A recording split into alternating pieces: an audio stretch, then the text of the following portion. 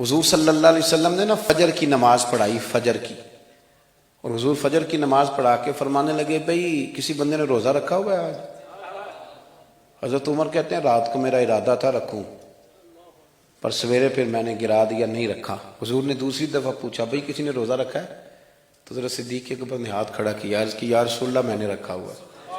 آپ حکم نہ دیتے تو نہ بتاتا، پر روزہ رکھنا بھی آپ نے توجہ دلائی ہے تو حکم بھی آپ کا بتاؤ تو بتا دیا۔ حضرت عمر کہتے ہیں حضور نے فجر کی نماز پڑھائی، فجر کی۔ دوسرا سوال پوچھا بھی کسی نے کسی بیمار کی تیمارداری کی ہے؟ تو حضرت عمر کہتے ہیں میں نے فٹافٹ عرض کی یا رسول اللہ ابھی تو نماز فجر پڑھی ہے، تو اب گھر جائیں گے تو تیمارداری کریں گے نا۔ تو حضور نے فرمایا عمر تو ذرا ٹھہر جانا، جلدی نہ کر، ٹھہر نہ ذرا، رک تو صحیح۔ تو حضرت عمر فاروق رضی اللہ تعالیٰ عنہ فرماتے ہیں میں چپ کر گیا، حضور نے فرمایا بتاؤ بھی کسی نے تیمارداری کی ہے؟ تو صدیق اکبر نے ہاتھ کھڑا کیا، عرض کی یا رسول اللہ عبد الرحمن بن عوف رضی اللہ تعالیٰ عنہ 2-3 دن سے نماز پڑھنے نہیں آ رہے تھے، رات میں نے پتہ کرایا تو پتہ چلا بیمار ہیں، اور حضور مجھے یہ بھی پتہ ہے وہ میرا یار ہے، مجھے پتہ ہے رات کو جلدی سوتا ہے پر تہجد میں ضرور اٹھتا ہے، تو حضور میں بھی ذرا فجر کا وقت جلدی اٹھا ہوں تو فجر میں آنے سے پہلے عبد الرحمن ابن عوف کی تیمارداری کر کے آیا ہوں۔ حضرت عمر کہتے ہیں میں نا ہلکا ہلکا ڈھیلا پڑ گیا۔ حضور نے تیسرا سوال پوچھا، فرمایا کسی نے کسی مسکین کو کھانا کھلایا؟ کھانا کھلایا کسی مسکین کو؟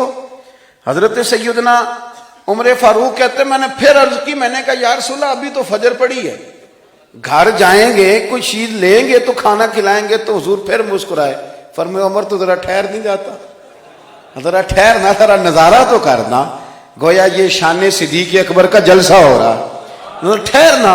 حضور نے پھر پوچھا بھی کسی نے کسی مسکین کو کھانا کھلایا ہے؟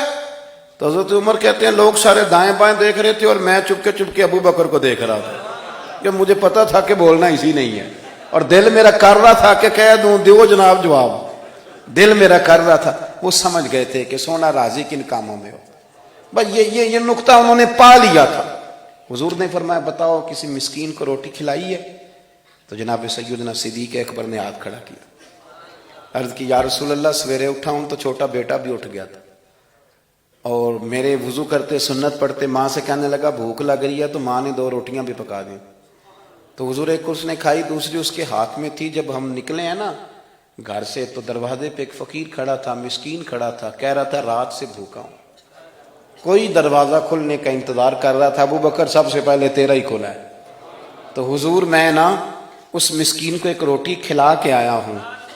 حضرت عمر فاروق کہتے ہیں میں نے گردن جھکا لی، اور میرے رسول کریم نے فرمایا اے اللہ میرے ابو بکر پہ رحم فرما، اللہ میرے ابو بکر۔ وہ سمجھ گئے تھے، مزاج شناست سمجھ آ گئی تھی کہ حضور کن باتوں میں، اور نا اپنے اوپر وہ سارا کچھ طاری کر لیا تھا انہوں نے، طاری، ان کی ادائیں بالکل ڈھل گئی تھی نبی پاک کی اداؤں۔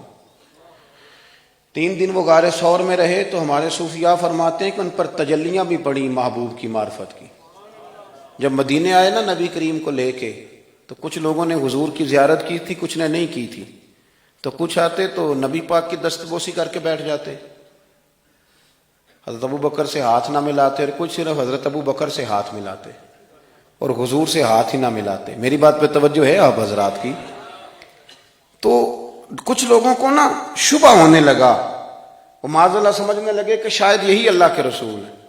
حضرت صدیق اکبر یہ کیوں شبہ ہوا؟ تو ہمارے محدثین فرماتے ہیں کہ ابو بکر صدیق بولتے بھی اس طرح تھے جو میرے نبی پاک کا طریقہ، بیٹھتے بھی اس طرح تھے جو رسول پاک کا طریقہ۔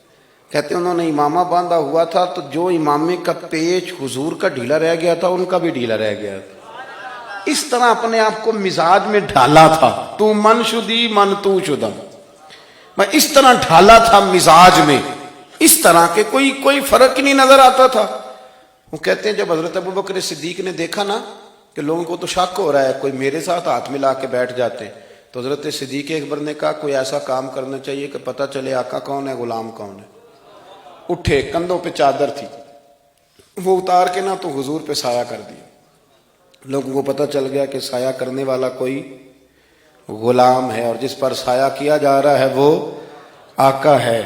کیا خوبصورت نقطہ لکھا ہے مفسرین نے شارحین فرماتے ہیں تھوڑی دیر کے لیے، تھوڑی دیر کے لیے، تھوڑی دیر کے لیے حضرت ابوبکر صدیق نے حضور کے سر انور پر اپنی چادر کا سایہ کیا تھا۔